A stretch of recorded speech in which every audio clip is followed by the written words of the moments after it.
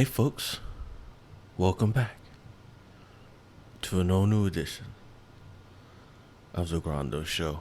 It's good to be back. It's good to be back. I'm not giving up on the show. I'm not giving up on the show. Just circumstances, you know. I do have other things, you know, that I'm doing. But I'd like to welcome everybody back. Well, I like to start the show how I always start the show. Hope everybody's well. Hope everybody's safe, and I hope everybody's eating the butt. And I know what you're saying. Say, come on. Whatever butt's on your menu, I hope you're eating it, and eating it good. No lie, I had a friend of mine who would use that as a pickup line. And I'd be like, you really be pulling, you know, girls like that? Be like, yeah. So you gotta be just upfront. You just gotta be like, hey, you know what, girl? I'll eat your butt. And then they're either gonna be grossed out or they're gonna laugh, you know. Or, you know, either way, it's gonna be amusing. You're gonna have, there's gonna be some kind of reaction to it, and you know, whatever happens, happens. So, made it to September. I'm just gonna pour myself a drinky poo here.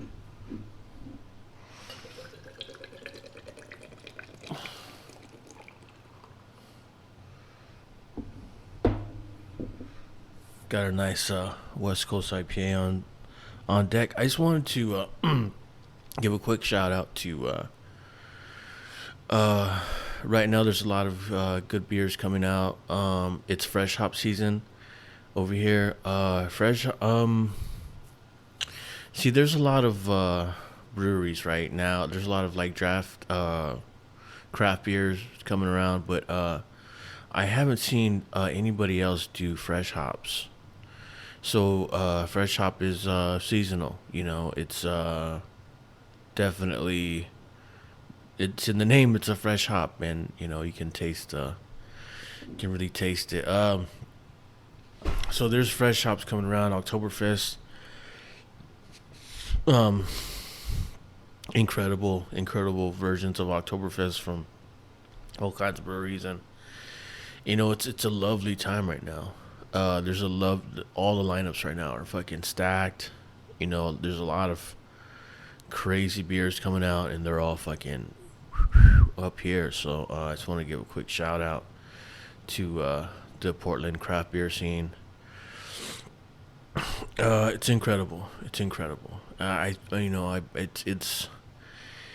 something that can't be described. Only like, you know, witness like almost like you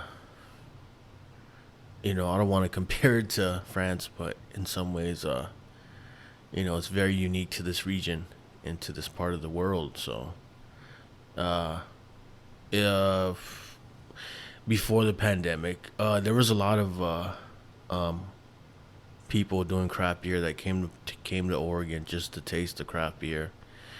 And yeah, I mean, from all over the place. I remember there's one gentleman from fucking Australia who went to Portland just to try out the craft beer, and it was the funniest thing because when he introduced himself, he had a real thick accent, and he's like, yeah, you know, he kind of told me the story, and I remember because he had a hop, like a hop flower, tattooed on his arm, and he wore a fucking a shirt, you know, like a brewery shirt from Australia. But it's definitely a thing. I know you can hear the train, but it's gonna pass here in a minute. Of course, you know. every time. But I guess that's the thing about living right here where I'm at. You have to get lucky sometimes because the tracks. I live on the edge of the river, but the tracks do like a circle, and you'll get trapped right in here. And sometimes the train will just stop, like in the middle of the fucking tracks because it's some they have to train they have to switch the tracks over, so it'll just be stuck right there, and so and you're stuck, You definitely have to get lucky sometimes coming in and out of here. I mean, there's a walk bridge, but if you're driving, I mean. Uh, let's get into it. So the first thing I wanted to bring up was just Bob Saget. He's a comic who's coming here to Portland, and he's so like mild mannered, and me and a couple of my friends were talking about him, and we were just saying how he's like um, the most like fucking Boy Scout person, but like as far as a comic goes, he's an absolute killer. You know what I'm saying? Like he's just you just never expect it, and it's just he did the thing, he was in Half Baked with Dave Chappelle and everybody, and he was in the meeting. I don't know if you guys ever seen Half Baked, but Bob Saget's in it, and I don't know, you gotta watch the movie, but it's just he's such a mild mannered person. You never guess that he's a fucking animal, when he's like on stage or performing comedy. So, but it made me think about we started talking about for some reason. John Ritter's name came up, and so we started talking about him, and like my friends, we're old enough to experience Three's Company, and like and appreciate it for what it was, and we were just talking about how brilliant John Ritter was, because he's like if you hear him do interviews and stuff, he's like the fucking the totally is. There's a new word for you. Mild mannered person, you know what I'm saying? Just the chillest guy, and then like you get him, in that sitcom, and he's a fucking, he's a fucking force. You know what I'm saying? And I just wanted to cheers, salute everybody.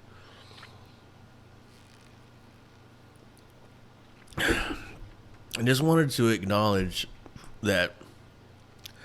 I mean, Three's Company was such a fucking great show, and it's so simple. It was so simple. It was, an aspiring chef, who was Jack Tripper, who couldn't afford to pay his own place, get his own place.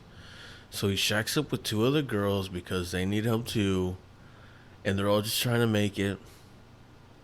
And fucking Don Knotts, incredible. And I mean, this is his physical comedy. I believe that a lot of that shit was improv. I mean, you can't write that shit, but it was all fucking great. And then it's just so simple. It was just so simple. The set was the same set. It was the apartment, and then and then they went to the Regal Beagle, which I'm sure was like 3 different restaurants and 3 different other sitcoms. And so just in that regard, for how simple it is and how much of a great show it was, it definitely it's like for me, like I'm that's it just speaks to me because I truly believe in that. Like, something so simple can work out, in such a huge way, make a huge impact. But you got to have the right people, and everybody played their character there to a fucking T, and it was just a great show, and just I kind of miss that kind of simplicity, but genius in comedy and you know it's just it's almost like frustrating because some people are never gonna experience that, like they don't know who fuck Jack Tripper is, or you know what I'm saying. So, but yeah, it's just the only other person I can think of who did physical comedy like him was Kramer. Absolute genius. Uh, just laying it all out there. Chris Farley, of course, love the physical comedy, uh, but me and my friends, Chris Farley comes into our conversations at least once or twice a month, and which is weird, right?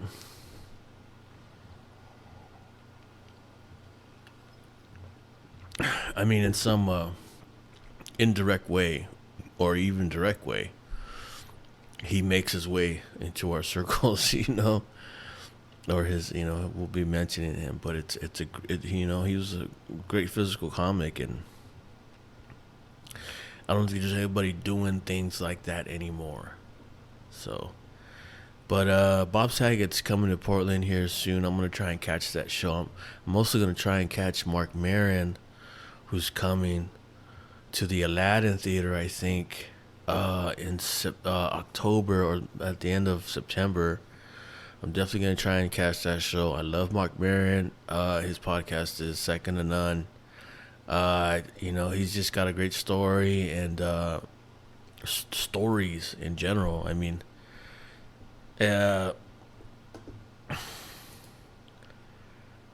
it's just coming from where he came from, and have the insight, or just the knowledge of to go head to head with some real knowledgeable people. And he's just a fucking comic from fucking Boston who came up in the Comedy Store. But I mean, it was I think he started his podcast before Joe Rogan. But I don't really. It doesn't really matter. They're different. They're not the same.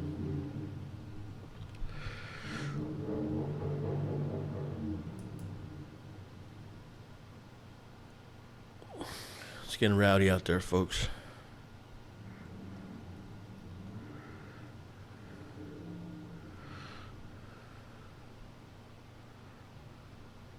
All right, so we're gonna segue right now on a subject that is near and dear to me, because it's something that it's something that was brought up to me. Well, let's just get right into it. So I caught a documentary, and the other day, and and I hadn't seen it before, and it was called the Dark Side of the '90s, and it was the first or second episode, and it had to do a lot with the Viper Room. Now, if for people who don't know what the Viper Room is, the Viper Room was a club owned by Johnny Depp on the Sunset Strip, and for people living under a rock, the Sunset Strip is, the fucking place where a lot of bands came from, people making their fucking bones, comics, and it's a crazy stretch of road in LA, and in the early '90s, the Viper Room was just just it was just going crazy.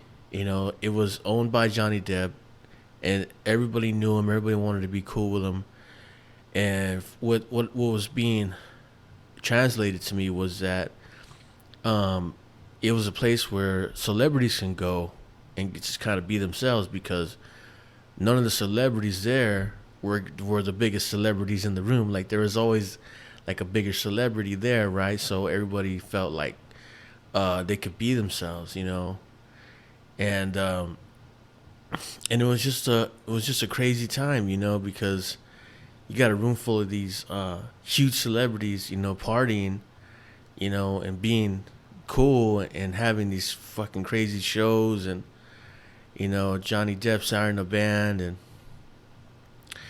and but it went into you know when somebody brings up the Viper Room, what comes to your mind? What comes to your mind? It's fucking River Phoenix, dying in the fucking in the front of the Viper Room, and what they were trying to translate to me, or what I got out of it, was that when he overdosed, he like a lot of people were feeling that this is what the Viper Room is gonna get known for now, instead of what they had accomplished, as far as trying to have anonymity, because this was before social media, right? And so yeah, it was like the Viper Room now is infamous because River Phoenix overdosed, and he was 23 years old, absolute line, on film, and there's a lot of people that still talk about him and his movies, and some things shouldn't be forgotten. That's all I'm saying.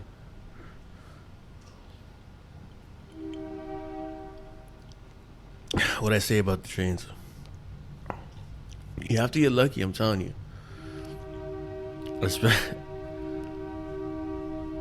Because sometimes it's freight. Sometimes it's freight, and it's a long ass train. But sometimes it's a commuter. Those go fast, but you have to get lucky. Sometimes we're definitely in the latter today. But yeah. So as we're getting when I was watching the end of that documentary, right? Uh, at the end of it, they were saying how it shouldn't be known for this one reason. It should be known because this was how people lived before social media. In other words, after in the late '90s is when all the social media shit started happening. Actually, what they were saying was that it was after pretty much Princess Di had died, and or got murdered. Who was it? Is it a clear cut? But anyways, what they were saying was it was when the paparazzi started hunting celebrities, and Diana was the first one to go. And then after that, it was just and they were talking about fame and how to them it was still weird that people were being were getting famous for being famous. They were saying how like before social media, celebrities still had the shield of anonymity, right? So they would still be able to be themselves, but it's almost like they can't be themselves anymore. You know what I'm saying? So it's a very, very fucking interesting documentary, and it had a lot to say about social media and being celebrity, in that time, and just the amount of stories that those walls hold, and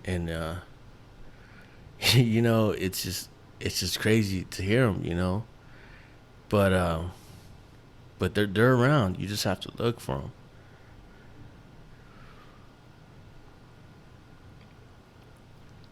And there's one thing that I've always said. I've said that you know, it's one thing to watch a documentary because you don't get the whole story, right? Like like you can watch a documentary on the fucking, on the Viper Room or the fucking Studio 54. You know what I'm saying? But you don't realize how crazy it was. And the only people who still have those stories are few and far between, I mean the real stories. You know, people who have the real stories are probably too young to get in, or what I'm saying, because they're the only ones left alive. But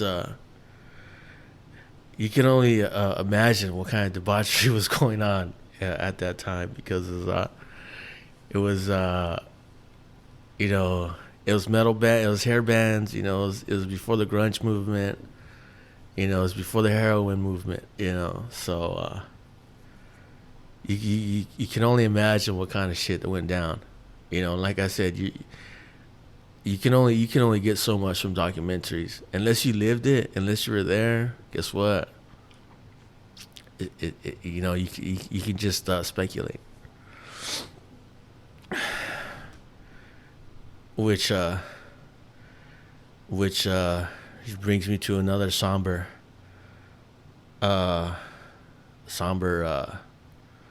segue, is the anniversary of 9/11. Just like most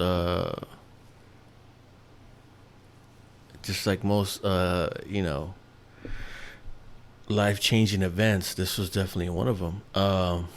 And I definitely think it changed the trajectory on what the government was going to spend money on. And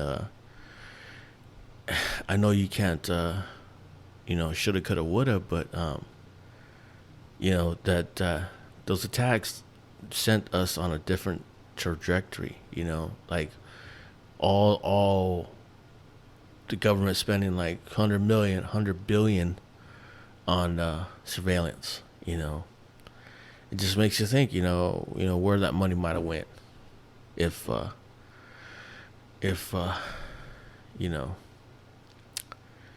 but it's a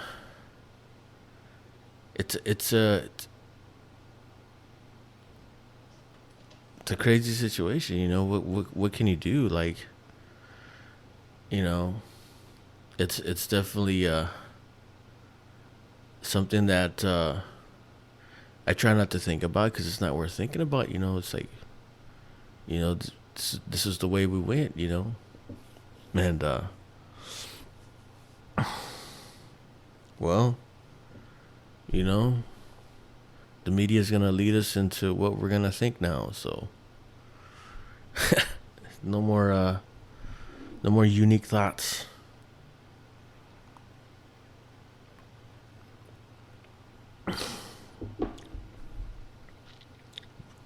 There's just a lot of questions, a lot of questions, need to, but what can you do?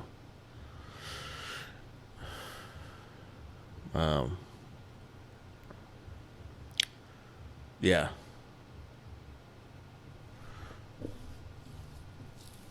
Uh, yeah, and then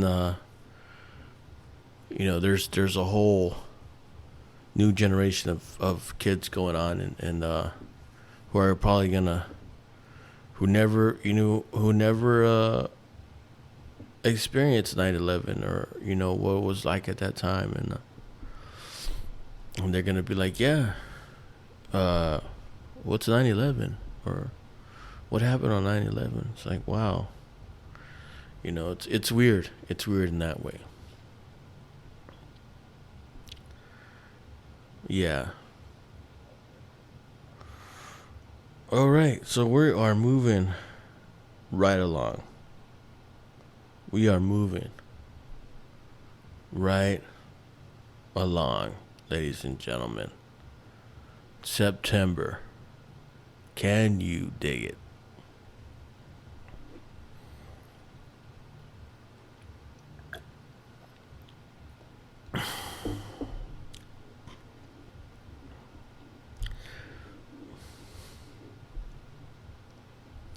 Yeah, I think that's all I wanted to say about that. I mean, you know, I don't think people understand how many groups and bands came out of the Sunset Strip, you know, or in Los Angeles who performed there. So it's pretty cool to kind of look back on those days, kind of see what was happening at that time, and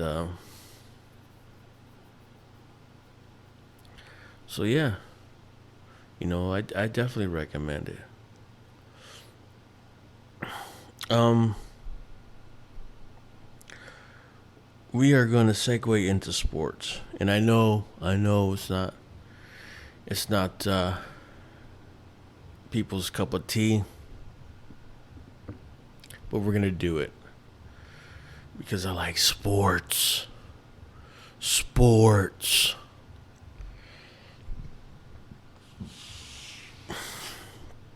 Listen, football's back.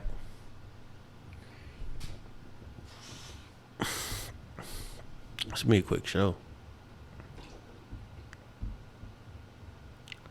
This is going to be a quick show.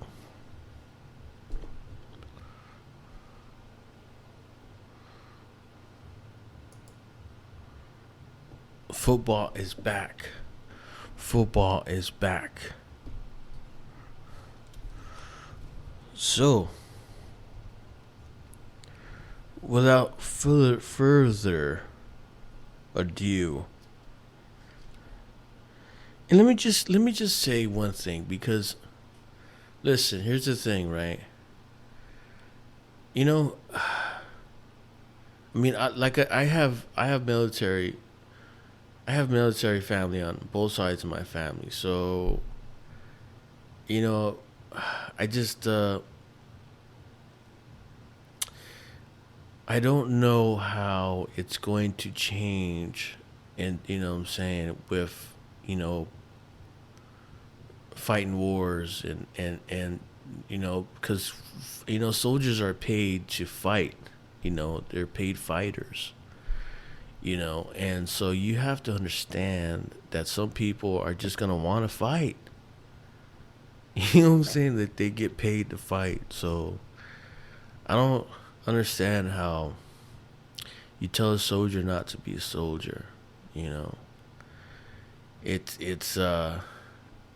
very contradictory, and I want to say a lot more right now, but I'm trying to hold my tongue as much as possible. Um, all I'm gonna say is you cannot uh if there are enemies of, like, me and you know what I'm saying, and we live in this place, you know, it's hard to have uh empathy if you want to see my brothers and sisters killed. You know what I'm saying? So that's all I'm gonna say about that. But that's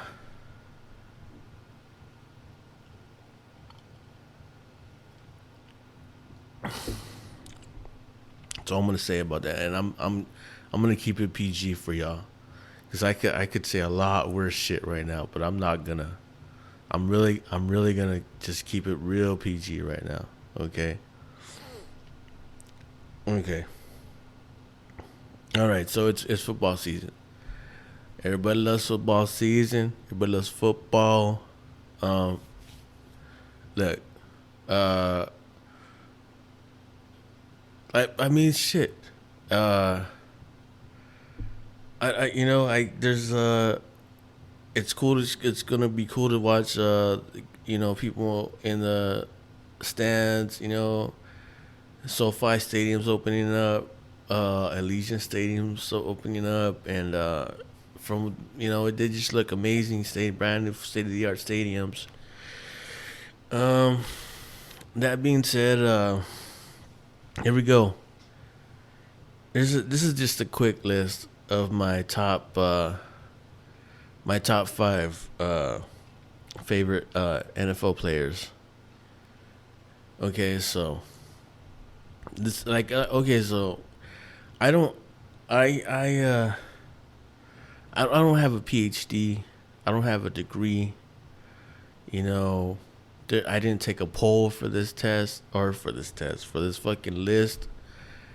This is my list, mine alone. Um, yeah, so let's get into it. Top five players. My this is my list of you know players that I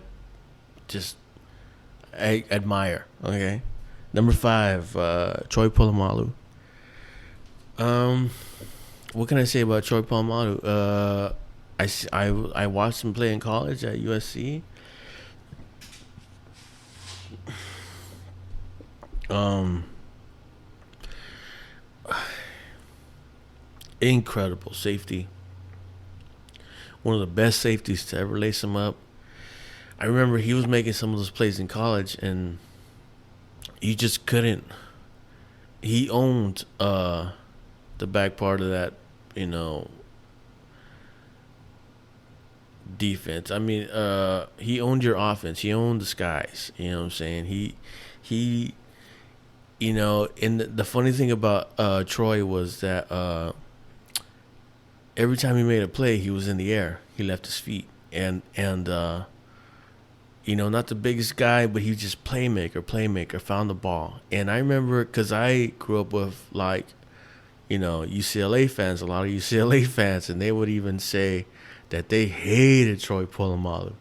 You know what I'm saying? They hated that motherfucker. And they said they even hate his name because the Trojans are men of Troy, and his name was Troy. So, I mean, they hated everything about him. And but awesome player. And also, I would just like to add, don't look now, but here comes the Pac-12.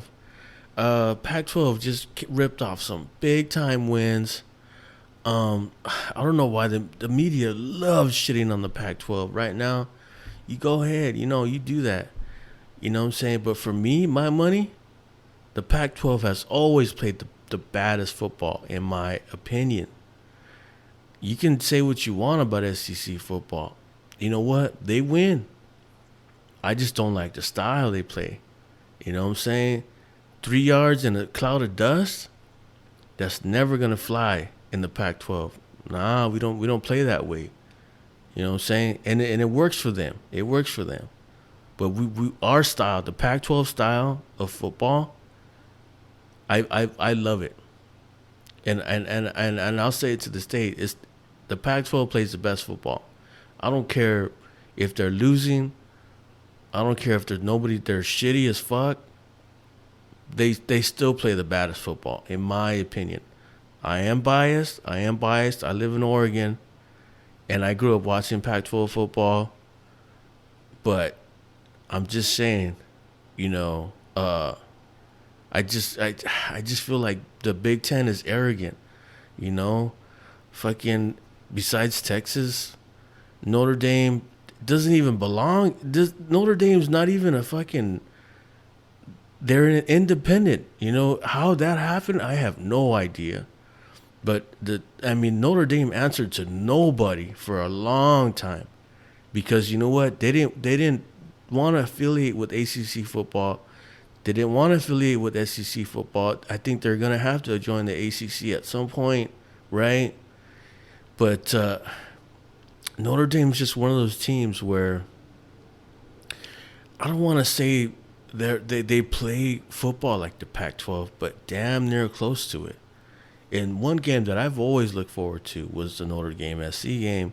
Notre Dame SC, in my book, one of the baddest games.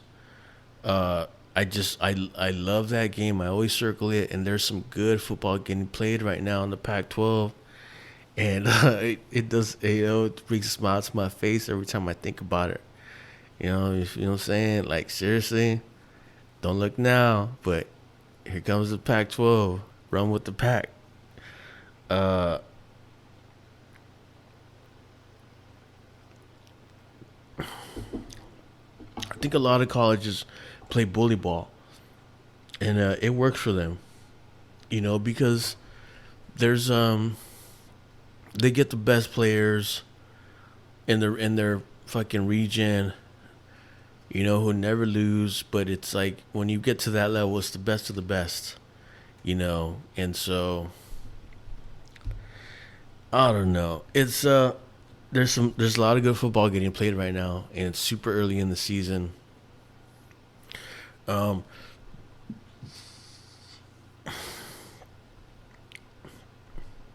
I just think that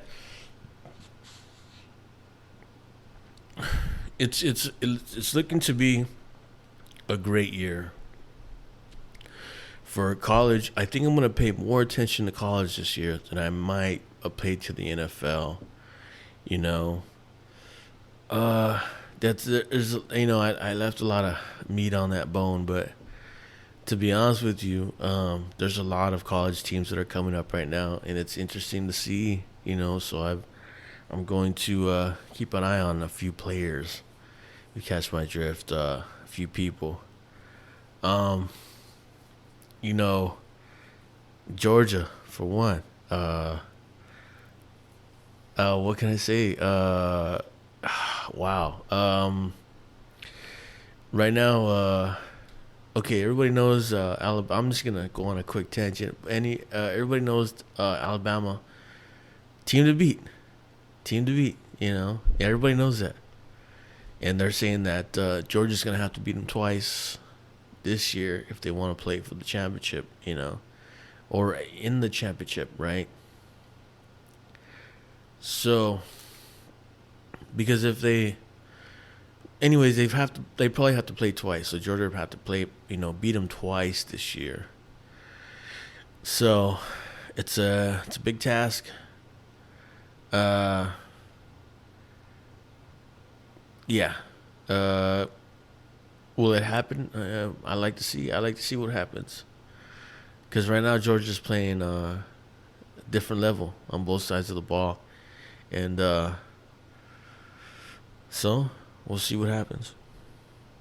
All right, that was number no. Just backtrack. Number 5, Troy Polamalu. Number 4, Edgerrin James. He was the last running back to run for 2,000 yards. Um, I don't know what else to say about him. It was a lot of the game plan when he was playing was handed to Edgerrin James, and he'd take care of the rest. It was it was cool to see him play. Uh, I don't think there's anybody's gonna rush for 2,000 yards anytime soon. I don't think so.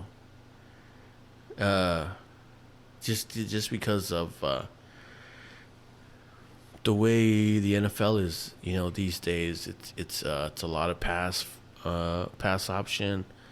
So, but he was a bad man. He was a bad man. I love to watch him play, man. Seriously, and so yeah, number 4, Adrian James, the Edge. Number 3 is a throwback. Uh, number 3 is Lyle Alzado, and what I love about Lyle Alzado is that um, he was just he was just a manimal or an animal. Copyright. Manimal.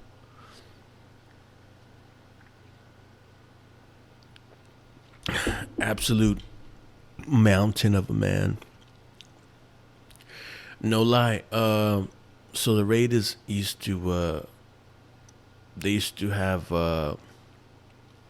they did their spring training in Oxnard, California, and once upon a time, my brother actually met Lyle Alzado back in the day, and the only thing he could say was that he saw Lyle Alzado walking towards him, and he said that he like blocked out the sun of how big he was, and so yeah, if you guys don't know who Lyle Alzado is, um, Google him. He is the biggest motherfucker to ever fucking put on pads, and he will fuck you up and eat your butt at the same time. All right, so here we go. My number two and one I kind of struggle with, but these guys, I mean, I just love their style of play. I love to watch them play. My number two is Drew Brees, and I know, I mean, I'm a Raiders fan, but I just love to watch him play.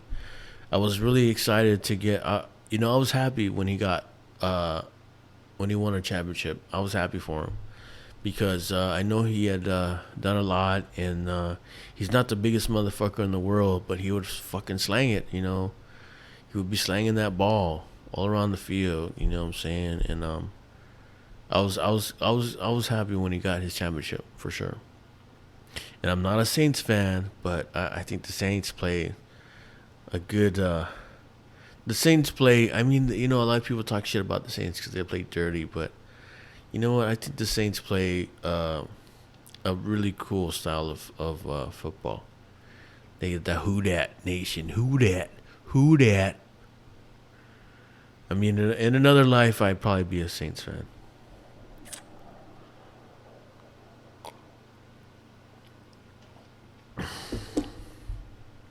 I mean, I know my number one is gonna shock a lot of people because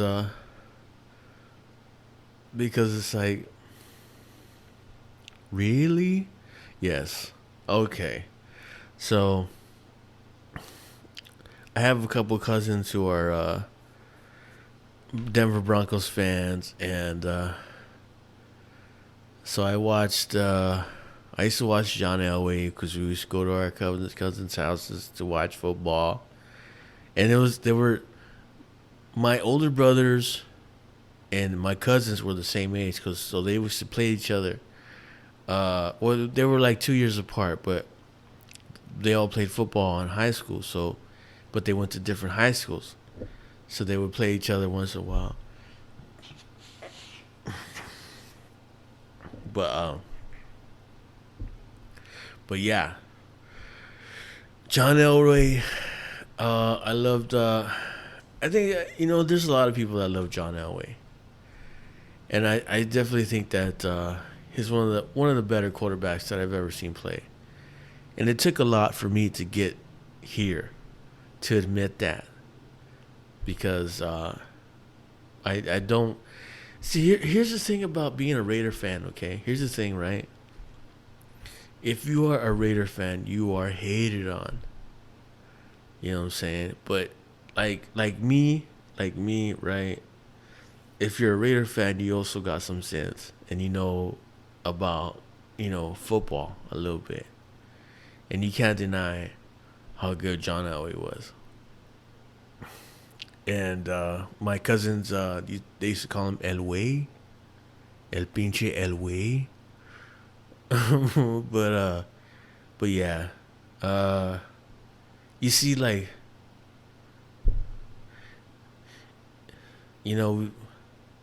there was a time where we would all watch football together, and it didn't matter what team it didn't matter, what I'm saying? Like, everybody knows me, everybody knows us, my brother, big time Raider fans, and my cousins are Broncos fans, and a couple cousins are Cowboy fans, and You know, my other cousin's a Buffalo fan. You know, this was before.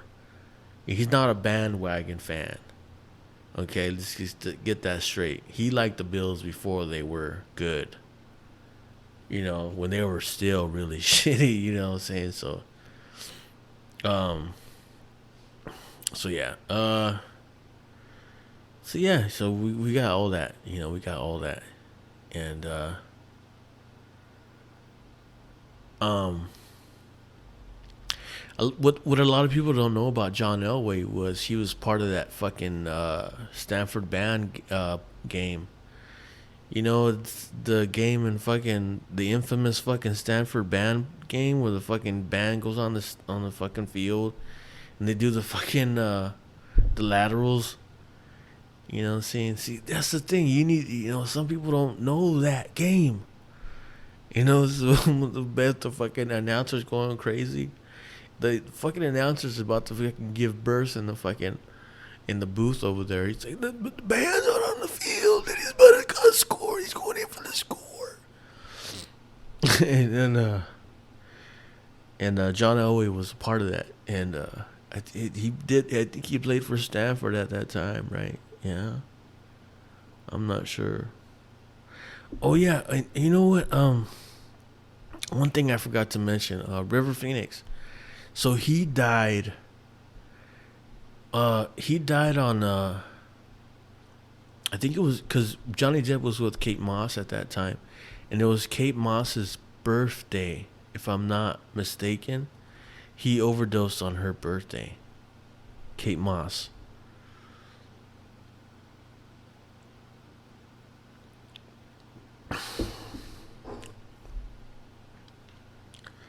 So yeah, so that's the show. That's the show. That is the motherfucking show. Eat the butt, y'all. Eat the butt, y'all. Eat the butt, y'all. Eat the butt, y'all. You gotta, you gotta, you gotta, you gotta, you gotta. What? What? What? Eat the butt, y'all. Eat the butt, y'all. Okay, here we go. All right, all right, all right. Special shout out. Special shout out. Special shout out. Okay. Oscar De La Hoya. He just got off of COVID. He's doing better. You know, so here's a crazy fact about Oscar is so when I was one of my homies when I was still in Cali, he had a poster. He had a boxing poster of Oscar when he was 15, maybe 14, 15 years old. And he was, because my homie was from East LA. And I've talked a little bit about East Los on this podcast. But my homie was born there. He moved Oxnard, you know, a while later, but he had a poster of Oscar De La Hoya, you know. And he was like 15, 16 years old. Honestly, I think he was younger than that. I think he might have been like 12, 13 years old. But he looked real young. And I think Oscar had been fighting. Oscar been fighting since he came out of the vagina or something. You know what I'm saying? They just fucking put him to work. You know what I'm saying? Just be like, here, some gloves, start boxing, motherfucker. But it's crazy how, you know, some people aren't gonna forget how big he was. You know what I'm saying? Oscar was a huge deal to a lot of people. You know, I do catch the George Lopez fucking podcast, and he talks about him. You know, and like, you know, I I did see Fernando Vargas come up. You know what I'm saying? Because I was, in that area when he came up, and Fernando was a good fighter. But he just, I think he just had too many people, you know, in his ear and telling him what to do. Fernando Vargas still lives in Oxnard. He lives in the Spanish Hills. You know what I'm saying? My brother lives still lives in that area. I don't know if he sees him, but he's still around. But you know, but yeah, Oscar was on a different trajectory. And then here comes Fernando. Like I said, I think if Fernando would have made one or two different choices, maybe he would have went farther. But who knows? You can't. You can't shoulda, coulda, woulda. You definitely couldn't. But I definitely want to give a shout out to Oscar. Like I said, like he's one of those guys too that you couldn't imagine what kind of stories he has to tell. You know, from getting the gold medal to getting the championship, being the champion boxer. You can only imagine. Anyways, I'm about to get out of here, y'all. Y'all be good. Y'all be good. About to get out of here. Stay tuned. Try and get another show in here. Show's gonna come, hopefully. We gotta try and find some time, that's all. Alright, y'all. Y'all be good. Peace. One love, y'all. One love.